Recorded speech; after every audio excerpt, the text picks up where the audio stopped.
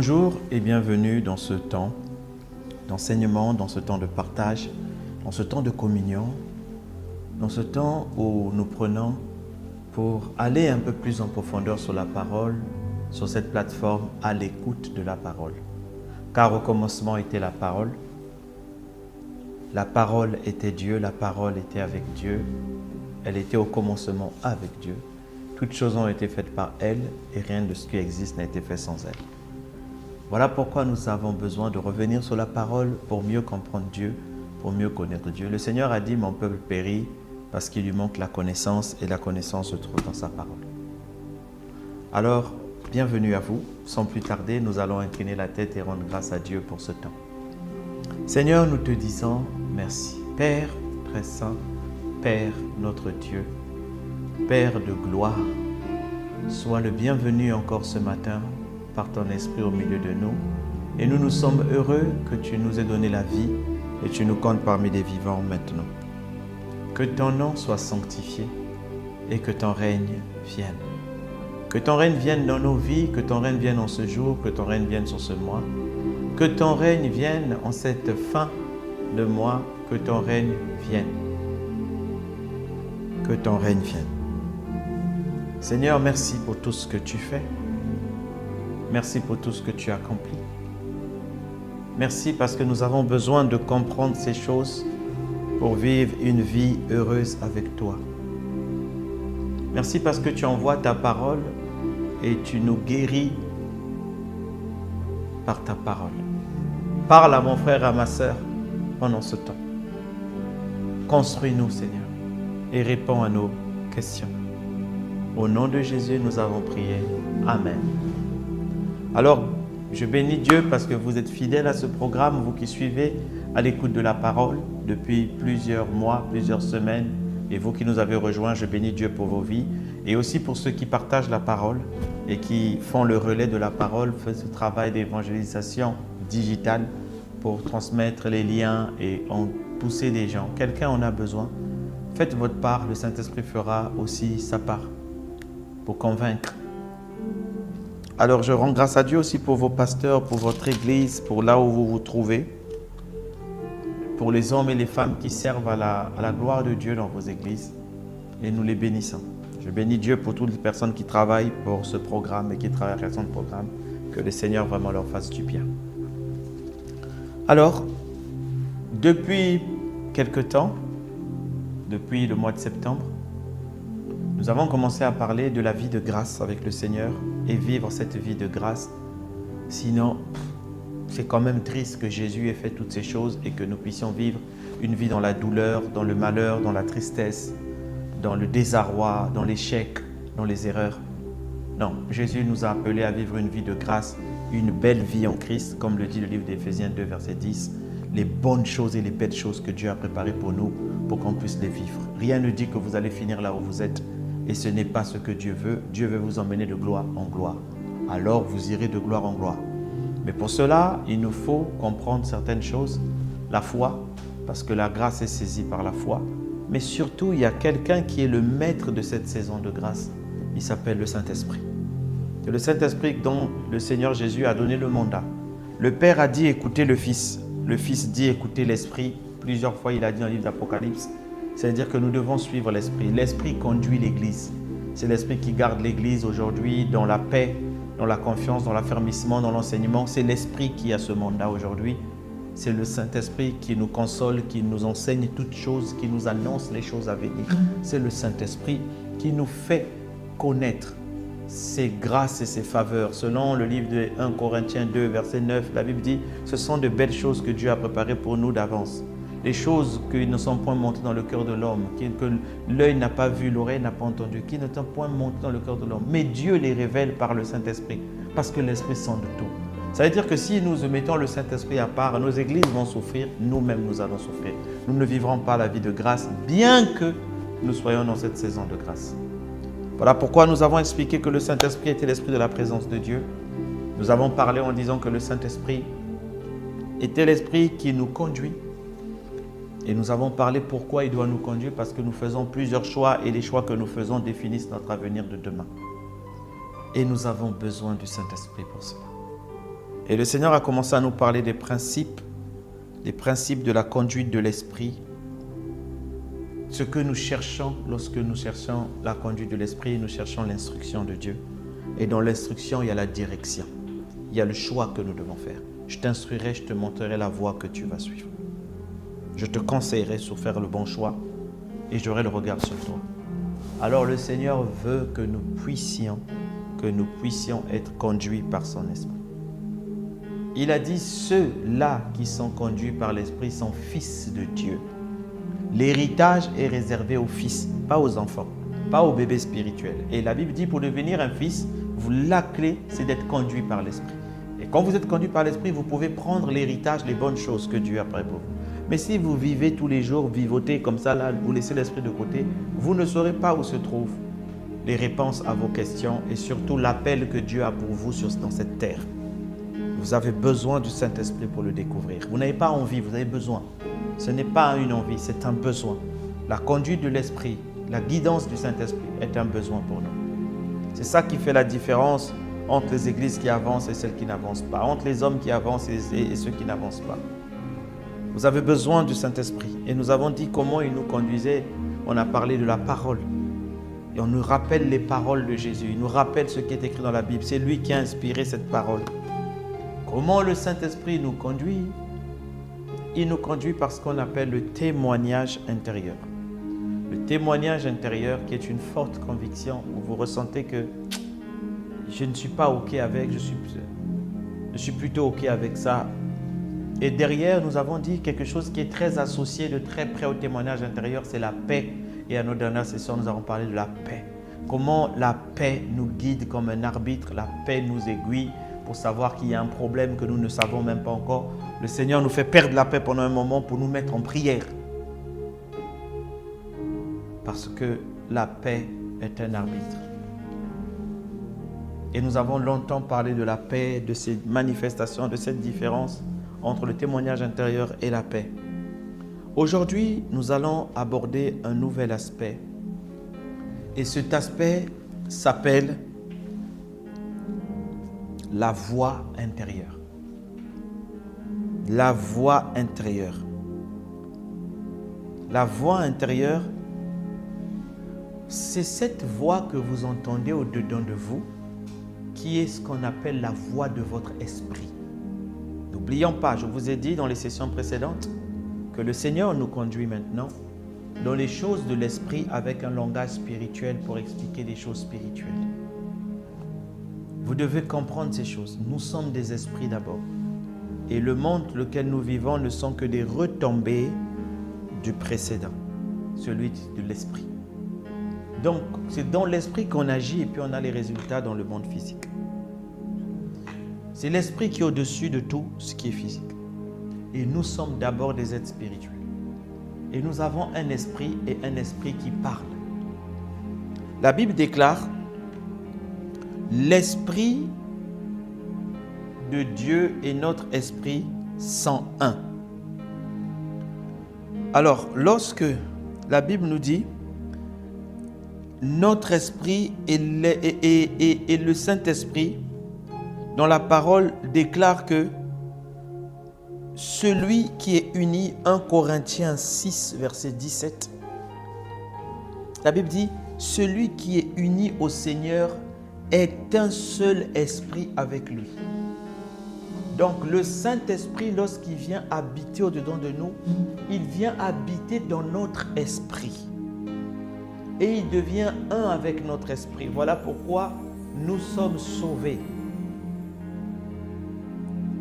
L'esprit, notre esprit, votre esprit ne peut plus pécher. Nous sommes un avec le Saint-Esprit. Parce que c'est déjà la même nature, ils peuvent fusionner.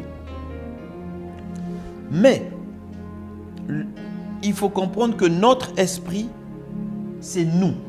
C'est d'abord le vrai nous. Et que notre esprit parle. Il parle. Vous parlez beaucoup au-dedans de vous. Mais il y a 3 voix que vous entendez au-dedans de vous. Il y a la voix de votre chair. Ah, j'ai faim. Ah, il faut que j'ai envie de manger une telle glace. J'ai envie. Tout ce qui fait plaisir à votre chair, c'est la voix de votre chair.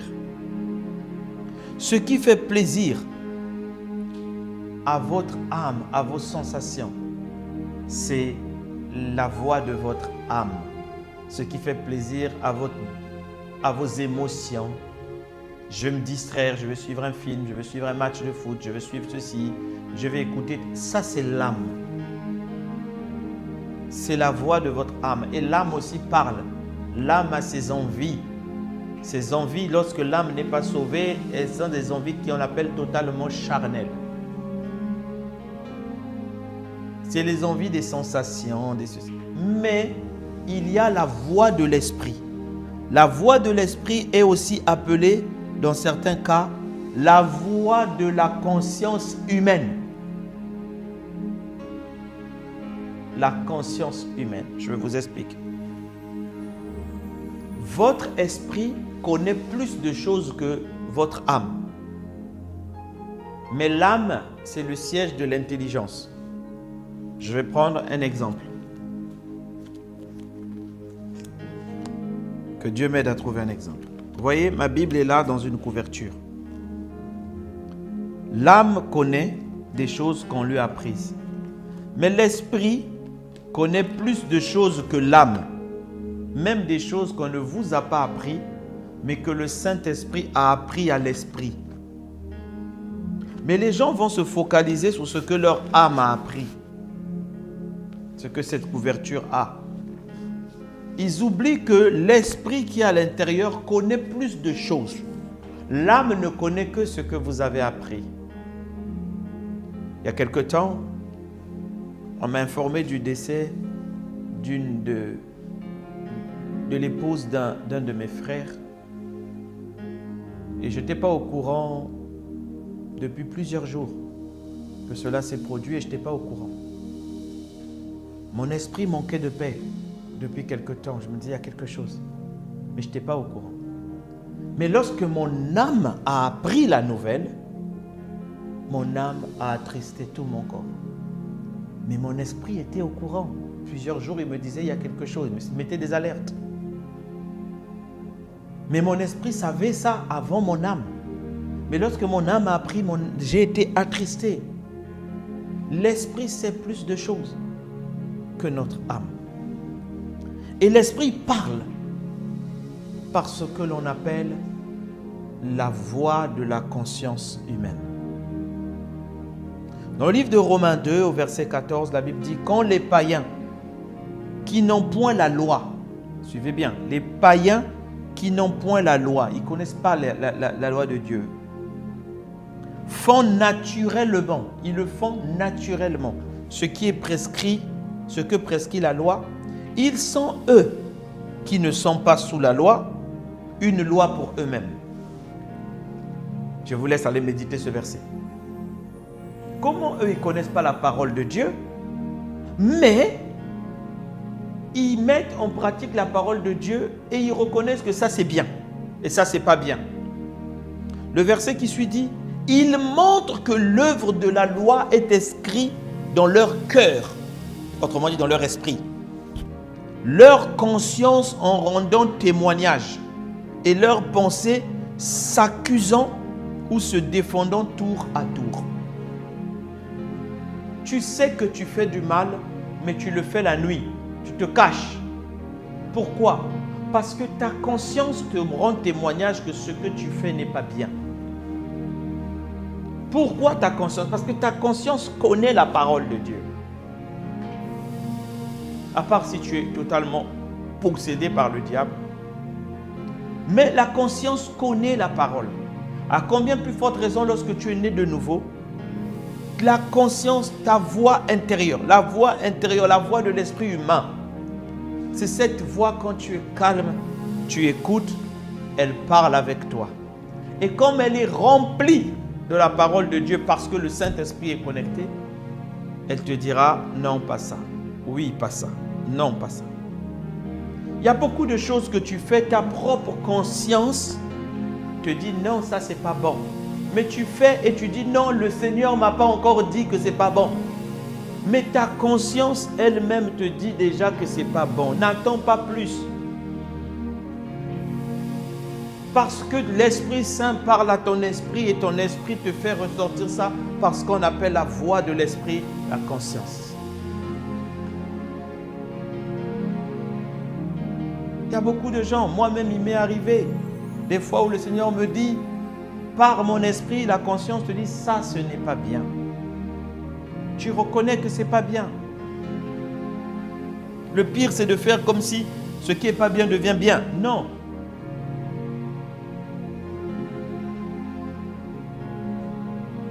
Alors, le Seigneur Dieu nous a donné cette voix intérieure qui parle. Et le Saint-Esprit souvent utilise cette voix intérieure pour nous parler dans le calme. Parce qu'il y a ce qu'on appelle aussi la voix de l'Esprit. Nous reviendrons dessus. Mais la conscience de l'esprit, la voix de notre esprit à nous, nous montre déjà si quelque chose est bien ou n'est pas bien. Parce que les paroles de Dieu sont écrites dans notre cœur. La conscience rend témoignage. Romains 9, verset 1 dit, « Je dis la vérité, je ne mens point. Ma conscience m'en rend témoignage par le Saint-Esprit. » Vous voyez, ma conscience m'en rend témoignage. C'est-à-dire que ma conscience me fait comprendre que ce que je dis, c'est la vérité. Et comment ma conscience me fait comprendre, c'est piloté par le Saint-Esprit. Ça veut dire que c'est un langage de dialogue ou de parler du Saint-Esprit.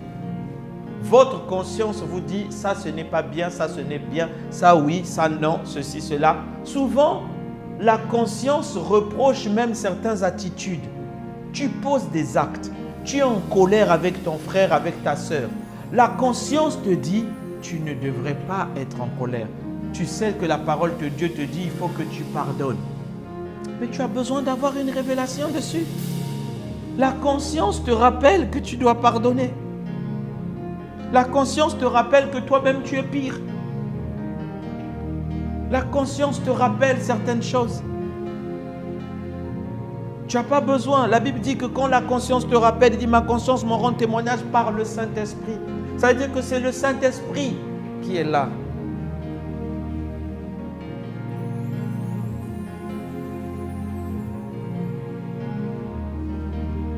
Et cette conscience-là, elle impacte et elle touche tellement de domaines de notre vie. Et l'un des domaines, la Bible dit, nous saisissons la grâce par la foi. Suivez-moi bien. La grâce est saisie par la foi. Nous avons déjà lu tellement de versets dessus. Donc, la foi permet de saisir la grâce. Mais qu'est-ce qui fait que la foi faiblisse ou que la foi baisse ou la foi lâche? C'est la conscience. 1 Timothée 3, verset 9 dit, « Ils doivent conserver le mystère de la foi. » Donc la foi est un mystère qui va saisir la grâce, c'est-à-dire la belle vie que Dieu a préparée. Ils doivent conserver le mystère de la foi dans une conscience pure. C'est-à-dire que quand votre conscience vous reproche beaucoup de choses, ça va attaquer votre foi. Et vous n'arriverez pas à saisir les promesses de Dieu. Hébreux 10, 22. Approchons-nous donc avec le cœur sincère, dans la plénitude de foi, les cœurs purifiés d'une mauvaise conscience et les corps lavés d'une eau pure. Purifiés d'une nouvelle conscience, parce que la conscience va te dire ce qui est mauvais ou pas. Et quand la mauvaise conscience agit, ça veut dire qu'elle te reproche toi-même. Toi-même, tu sais que ce que je fais là n'est pas bien, je ne devrais pas faire. Mais tu continues. Il faut que tu sois purifié de cette mauvaise conscience. C'est-à-dire que la conscience parle. La conscience nous parle. La conscience est comme la paix. C'est un arbitre qui nous parle lorsque nous sommes dans le bon ou dans le mauvais. Tu n'as pas besoin de voir un songe, une vision, ceci. La conscience te dit ça, ce n'est pas bon. ne fais pas ça. Ça tu as fait, va remettre. Ça tu as fait, si, ne refais pas. Ça, éloigne. Ta conscience te parle, mon frère, ma soeur.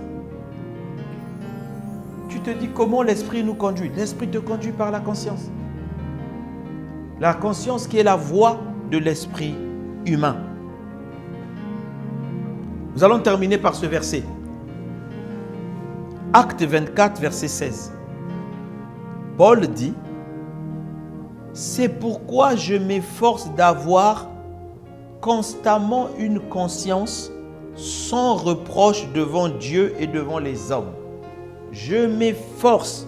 Ça veut dire que quand ma conscience me fait un reproche, je corrige ça parce que je reconnais que c'est Dieu qui me parle.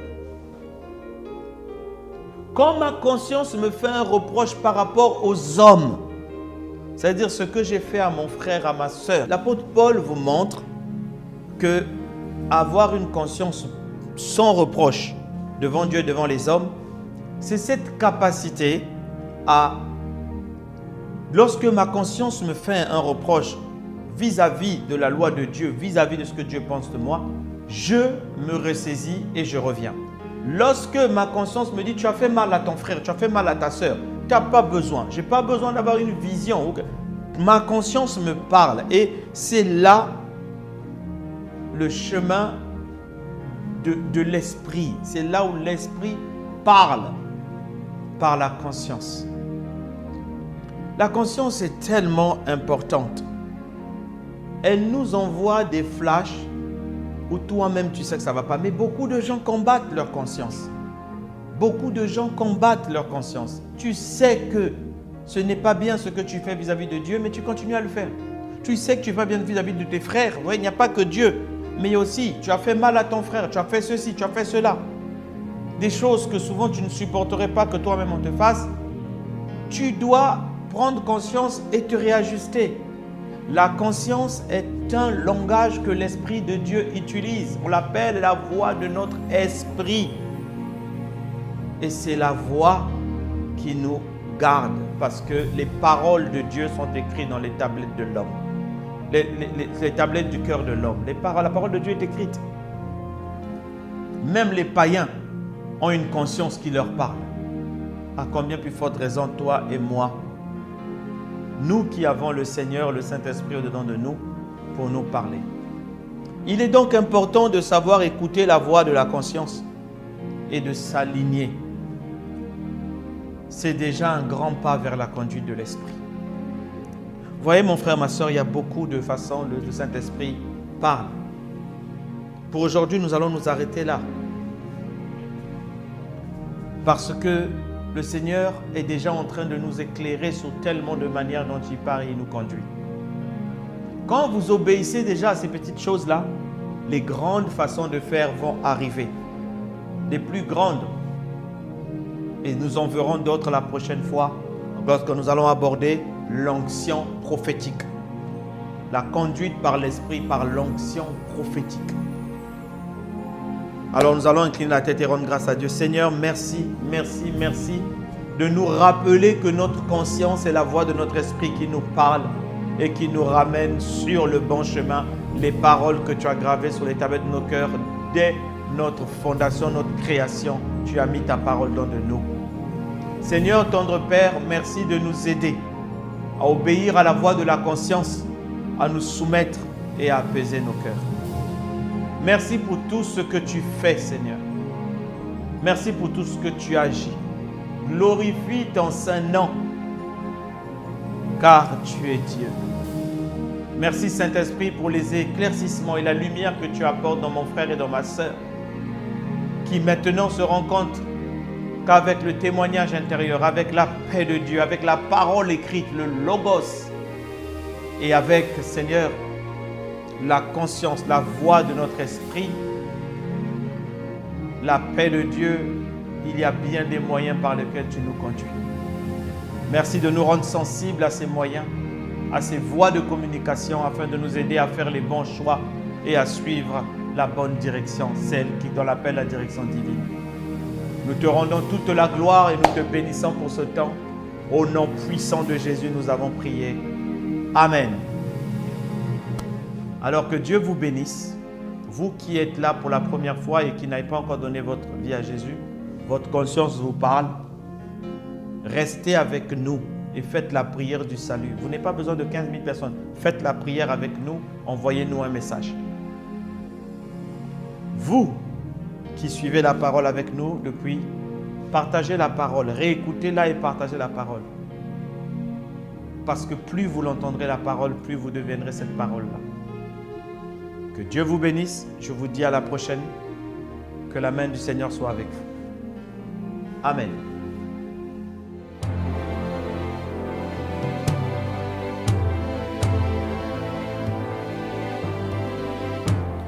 Ô Seigneur Dieu, je crois en ton Fils Jésus-Christ. Je crois qu'il est mort pour moi et que Dieu l'a ressuscité d'entre les morts. Je confesse de ma bouche que Jésus-Christ est le Seigneur de ma vie. Dès maintenant et pour toujours. Je donne ma vie à Jésus-Christ dès aujourd'hui et j'ouvre mon cœur par la foi et reçois le salut.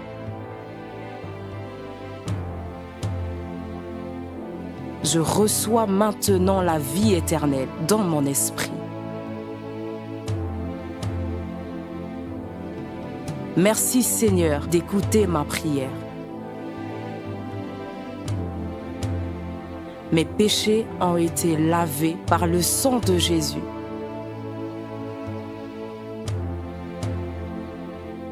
Christ vit maintenant en moi. Et je suis libre. Je suis sauvé. Je suis né de nouveau. Et dès aujourd'hui, je marche en ayant conscience de ma nouvelle vie en Jésus-Christ. Amen.